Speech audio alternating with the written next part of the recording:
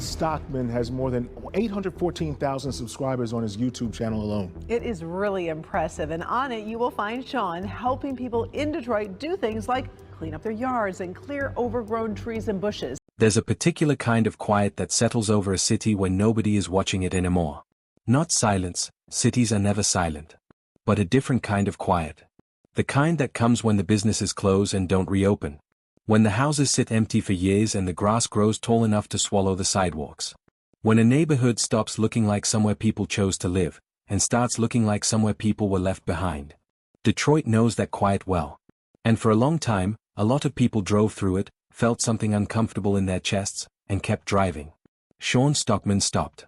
He didn't stop because someone asked him to. He didn't stop because there was a camera crew waiting, or a non-profit check clearing, or a news story that needed a feel-good angle. He stopped because he looked at an overgrown, abandoned property and felt something he couldn't explain to anyone, a pull. A refusal to leave it the way it was. A voice that said, somebody should do something about this. And the next voice that said, you're somebody. What grew out of that moment is the channel now known as Midlife Stockman, approaching 1 million subscribers, tens of millions of views, and a story that is simultaneously more inspiring and more heartbreaking than most people who click the subscribe button ever fully understand. This is that full story. To understand who Sean Stockman became, you need to understand who he was before any of this, and more importantly, how it felt to be that person. For roughly 2 decades, Sean built a life that looked, from the outside, like a success story. He worked in Michigan's automotive industry, a sector that has shaped the identity of the state the way steel shaped Pittsburgh and tech shaped Silicon Valley. He had a career, a salary, a title. He had a family, married young, started a family young, took on the responsibilities that most people associate with becoming an adult and tried to honor them every day. On paper, the checklist was complete. But there is a specific kind of misery that comes from living inside a life that looks correct on the outside and feels hollow on the inside. It doesn't announce itself with a crisis. It doesn't arrive as a breakdown. It arrives slowly, the way water finds a crack in a foundation, patient, persistent, and eventually structural. Sean felt it for years. Not dramatically. Just consistently. He carried imposter syndrome like a second job. Despite putting in the time, despite the titles, despite the years of proven performance, a part of him never fully believed he belonged in the rooms he was sitting in. The internal narrative that whispered, you're not as capable as they think you are, never went quiet. It just became background noise, and background noise, when you listen to it long enough, starts to sound like the truth. Before the automotive chapter, Sean had worked as a video editor. Not commercial content, not broadcast journalism, wedding videos. He spent years being the person who captured other people's best days on camera while quietly wondering when his own best days would arrive. He had the technical skill. He had the eye. And somewhere underneath the daily grind, he had a creative instinct that wasn't getting used. What that looks like from the outside is subtle. It looks like a man who does his job competently but not joyfully. It looks like someone who is fully present on weekends and somewhere else on Monday morning. It looks like a person who has gotten very good at performing normalcy while quietly starving for something that hasn't arrived yet. Then his bosses said something nobody expected. They had been watching. They had seen the work Sean was producing outside of office hours, the creative output, the engagement, the gap between who he was when he had freedom and who he was when he was inside the structure. And rather than pushing him harder or writing him up for coasting, they pulled him aside and said something that changed the temperature of the room. They told him he had something. They told him to go after it. Those words didn't flip a switch. Sean didn't walk out the door and immediately reinvent himself. But something shifted. He had been waiting, without fully realizing it, for someone with authority to look at what he was building quietly on his own time and say, that matters. That permission, arriving not from inside his own head, where imposter syndrome had been running the conversation for 20 years, but from the outside, cracked something open. He didn't know yet where it would lead. Nobody predicts Detroit. Nobody predicts pulling weeds in front of an abandoned preschool as the beginning of the second half of their life. Those things don't appear on any career plan. But something was already moving. Sean Stockman was 41 years old when it happened. That detail matters more than it might seem to. 41 is not the age of fresh starts in the American cultural imagination. 41 is supposed to be the age of accepting the choices you've already made, of doubling down on stability rather than pulling the table over. Society has very specific and largely unspoken rules about when reinvention is acceptable and when it becomes concerning, and 41 tends to sit on the wrong side of that line. Sean was driving through Detroit, a city that has been used as a cultural shorthand for collapse and revival so many times that most people have stopped actually looking at it, when he passed an abandoned preschool. The grounds were consumed. Weeds had taken over the sidewalks. Overgrowth covered everything like a slow tide. The property had the look of something that had once held children's voices and was now holding silence. Most people, if they looked at all, would have felt a brief stab of something sad, and then they would have driven on. The GPS doesn't wait for grief. Sean pulled over. He walked up to the property alone. No plan. No audience. No camera rolling, no idea that this moment would eventually be watched by millions of people. Just a 41-year-old man who could not make himself drive past something broken without doing something about it. He started pulling weeds with his bare hands. That afternoon became a mission. The mission, once he began documenting it, became a channel. The channel, Midlife Stockman, grew into a community. Detroit began to call him Mr. Clean. And a man who had spent 2 decades feeling like he was living slightly outside his own life finally started feeling like he was in exactly the right place. The name of the channel was never accidental. Midlife. Not midlife crisis, though Sean himself has acknowledged the two phrases share more DNA than people want to admit. Midlife mission. The distinction is real, but so is the cost. Because what he walked into, with his shovel and his truck and his growing subscriber count, was not a postcard. It was Detroit. And Detroit has things to teach you that the inspirational montage will never show. It is worth pausing here to say something clearly. Sean made this leap with no safety net of self-employment experience. He had never once, in his entire adult life, worked for himself.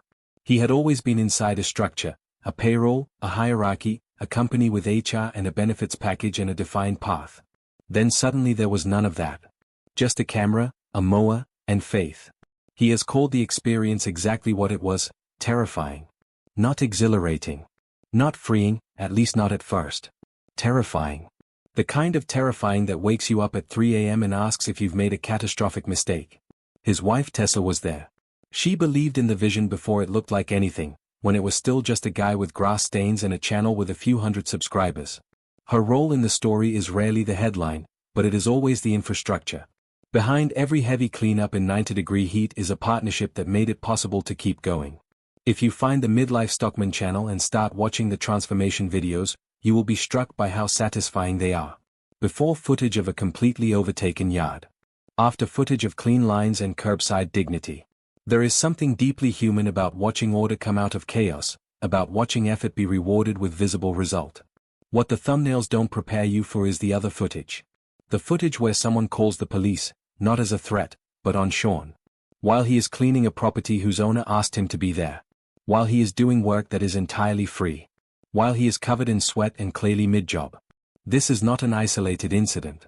Angry neighbors have confronted him. He has had to explain himself to officers while standing in front of properties he is actively improving. He has been reported for trespassing on land where he was invited. He has had to navigate hostility that, from the outside, looks baffling. Why would anyone be angry about this? But from the inside of Detroit's history makes a complicated kind of sense.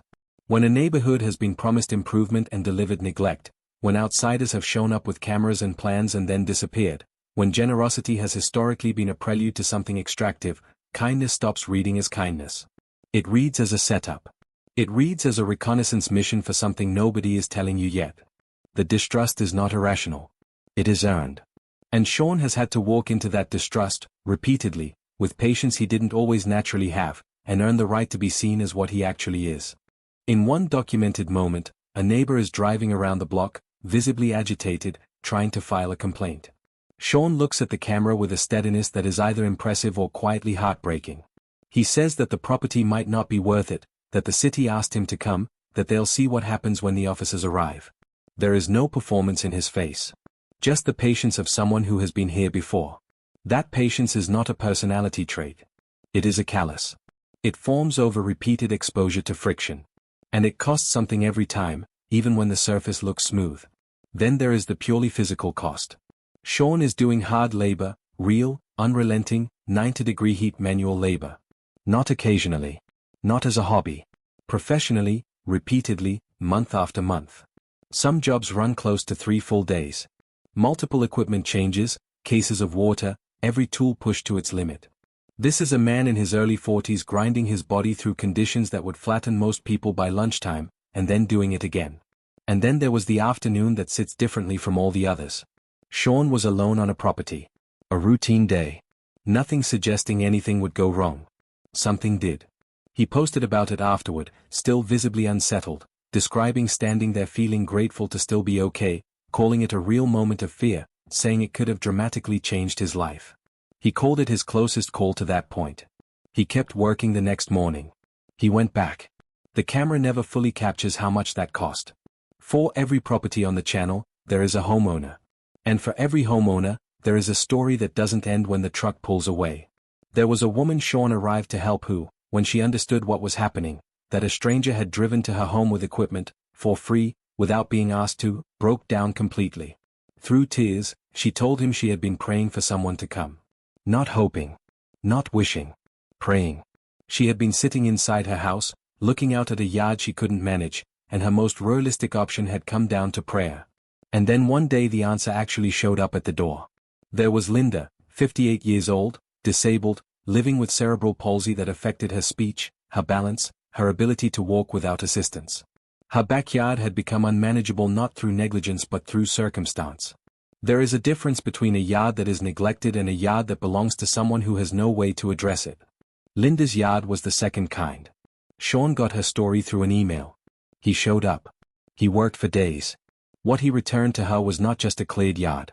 It was the feeling of being at home inside her own home. There was a single mother whose outdoor space had become actively dangerous for her children. Not simply overgrown, hazardous. A place where kids couldn't safely play. When Sean finished, those children had somewhere to be children. That sentence is short but it is not small. There was a veteran whose property had gotten away from him, not because he didn't care, but because life stacks up, and when life stacks up, the lawn does not pause to wait. Sean showed up without making it a bigger thing than it needed to be. He just handled it. There was a woman named Erin who opened her door on a summer Monday to find Sean standing on her porch with a shovel. She thought he was there to sell her something. Cable, satellite, some guy with an angle. When she understood what was actually happening, her face changed. She told him she had been waiting for this day. After the cleanup, Sean said he used nearly every tool he owned on the property. He said it came out beautifully. He said it was one of the most satisfying jobs he'd done. What is easy to miss inside all of these moments is the weight Sean carries out of them. He does not clean yards and leave clean. He absorbs what he encounters. The woman who was praying lives somewhere inside him now. So does Linda. So do the kids. So does the veteran. Each story adds to a cumulative emotional load that has no equivalent in a normal job description. Ad revenue does not address it. Subscriber growth does not address it. A good comment section day does not address it. There is a particular kind of exhaustion that comes from making other people's pain part of your daily work. Social workers feel it. ER nurses feel it. Grief counselors feel it. It is sometimes called secondary trauma, and it is real whether or not the person experiencing it has a clinical term for it. Sean has been living inside that accumulation for years, and the people watching the before and after videos mostly see the after.